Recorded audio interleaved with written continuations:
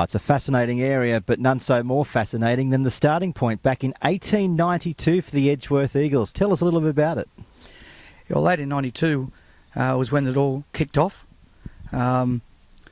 Certainly one of our major backers these days and major backers of sport in Newcastle, all sorts of sport and charities, Varley's group, kicked off in 1887, so it's a great combination, the two organisations. People my age or maybe a touch older might remember that it was called Young Wallsend for a long, long time.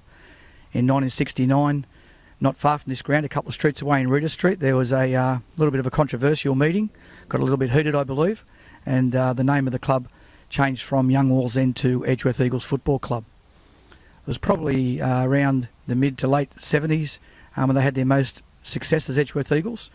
They went about 42, 43 games, undefeated, and in 1978, certainly with Peter Irving, Swervey as player coach, Jimmy McBreen, Daniel's father, they went for undefeated premiers and grand final winners. And a very memorable part of that history is a Phillips Cup game, I believe it was called then, similar to the FFA Cup, where they took on KB United out here.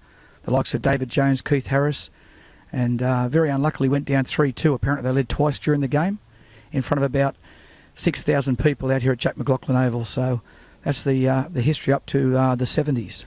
Mate, then of course in 1979 every club goes through their highs and their lows, but 1979 particularly a hard time, a hard year for the club. Yeah, financially there was a few hiccups I believe, and they went back to second division, which would have been hard to take. They'd had some massive success, as I said, imported some English players, etc., as quite a few of the clubs did in those days. So they were in second division for about a decade, and I turned up out here as an old fella about 28 years ago in 1989, and I was fortunate enough when I did turn up to have a very, very young Gary Wilson, Michael Bolch, who's coaching Olympic of course nowadays, Dean Conway. They're all here as 17, 18-year-olds, and we were fortunate enough to get promoted that year back to the first division in 1990.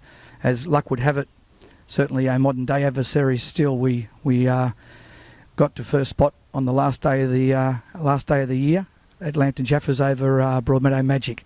So got promoted in 1990, and in 90 and 91 had the likes of Steve Piggott, who's a well-known football person around the clubs, Mark Wilson, a 16-year-old young Mark Wilson, and yeah, a very young side, not too dissimilar I suppose from nowadays.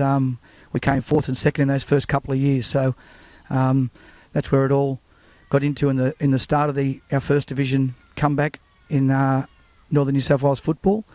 It may be the first time they put out contracts. They put out 3-year contracts, and certainly so in 1990 we got promoted back to the first division, and we had the likes of Steve Piggott, who's certainly a well-known soccer identity, 16-year-old Mark Wilson come into the side, and in those first couple of years of a very young squad managed to come fourth and second and make the semi-finals. In 92, I think the first year Northern New South Wales put out contracts to clubs, and they put out 3-year contracts, so we let the playing staff go and we got stuck into working on the ground for a few years. Got the floodlight towers up and the small grandstands, and then decided to get back into our football in 1994. A lot of people speak about the 98, the 99 and the 2000 season. What can you tell us about those years? Yeah, well, 1994, as I said, we got back into our football. Bobby Numoff, who's a good mate of mine, and Robert Virgili came out here, and Bobby coached for nearly a decade, with Chile taken over from him, and it started a very successful period of the club, which I think is still going now. 98, 99 and 2000 were the 3 years. Daniel McBreen was here and went to the Breakers in 2000, but in those 66 premiership games we only lost on 3 occasions. So it was obviously we won the 3 premierships, and it was a very successful time. We had the likes in those years of Gary and Mark Wilson go to National League from here. Andy Roberts, well-known player in Newcastle, Glenn Moore. So we're very proud of the fact that we did have quite a number of players head to the National League from here. We come down to, I guess, the almighty premierships of the club. Not just one season, but a number of seasons. Yeah, I think the club can be very proud. I think over the last 22 years, as I said, since we got back into our football, I think we've been in the semi-finals on 19 occasions and missed out by 1 spot on the other 3. So it's a very consistent performance by the Eagles, and I think anybody coming out to Jack McLaughlin Oval would be aware that they're in for a pretty tough day at the office. Premiership-wise, 98, 99, 2000, 2005, 2009 and 2015, with 3 grand final victories in 2003, 2010 and 2015. I suppose if I had to put my finger on any one reason why we've had so much success over this period and been so strong consistently over this period, that would be a pretty simple answer, and that would be Dean Conway, Gary Wilson and Robert Jovanovski Jabber. And those 3 locals turned up out here in 94. Gary, of course, coming back a little bit later from the Breakers when he finished his National League years.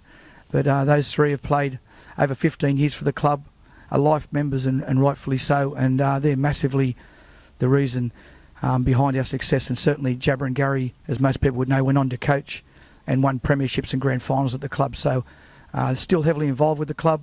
Dean Conway's boys are here playing in the National Premier League youth system, and Gary and Jabber, of course, they're still got younger children at the moment.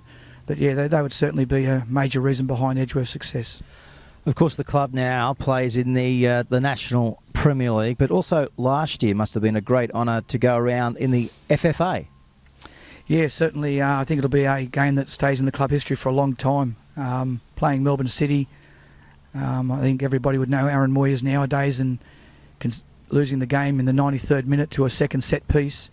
I think it speaks volumes of Damien Zane and the setup and what he done in his first year as coaching to not concede a goal in general play against Melbourne City in that FFA Cup game. We were more than happy when Damien come on board to coach first grade last year. We already knew what he would probably bring to the table, but obviously beyond all expectations. Basically the club won nearly everything on offer last year, premierships and grand finals in first grade and 22s league level. Mate, you've mentioned there over the years you've had a lot of internationals. This year, talk to me about your amazing, exciting import. Tell me who he is. He kicks them from everywhere. The crowd love him. Bar TV fans love him. The football world love him. Who is he? Kigo Moriyasu. I think it's been in the newspapers and whatever. His father coaches Hiroshima at the moment in the J-League, one of the strongest clubs there, and played for Japan. So without a doubt, from a very young age, he would have been taught exactly how to kick a ball correctly. I don't think I've ever seen the quality of delivery, the quality of how he strikes a ball in the National Premier League in all of my years. He scored 6 goals so far, and they've all been phenomenal goals. There's been no tap-ins or close-range headers, that's for sure. Fantastic. Well, we appreciate taking our viewers on a walk down memory lane, and plenty more pages in the book to be written yet. We appreciate your time. Thanks very much, mate. Thank you very much.